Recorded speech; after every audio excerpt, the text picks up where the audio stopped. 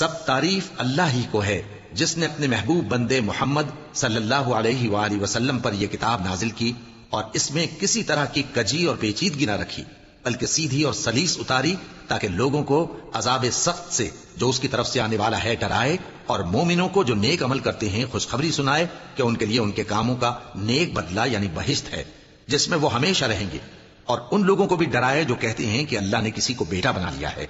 ان کو اس بات کا کچھ بھی علم نہیں اور نہ ان کے باپ دادا ہی کو تھا۔ یہ بڑی سخت بات ہے جو ان کے منہ سے نکلتی ہے،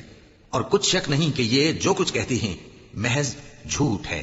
اے پیغمبر، اگر یہ اس کلام پر ایمان نہ لائیں تو شاید تم ان کے پیچھے رنج کر کر کے اپنے تئیں ہلاک کر دو گے۔ جو چیز زمین پر ہے ہم نے اس کو زمین کے لیے زینت بنایا ہے تاکہ لوگوں کی آزمائش کریں کہ ان میں کون اچھے عمل کرنے والا ہے، اور جو چیز زمین پر ہے ہم اس کو نابود کر کے بنجر میدان کر دیں گے۔ کیا تم خیال کرتے ہو کہ غار اور لوح والے ہماری نشانیوں میں سے عجیب تھے؟ جب وہ نوجوان غار میں جا رہے تو کہنے لگے کہ اے ہمارے پروردگار، ہم پر اپنے ہاں سے رحمت نازل فرما اور ہمارے کام میں درستی کے سامان مہیا کر۔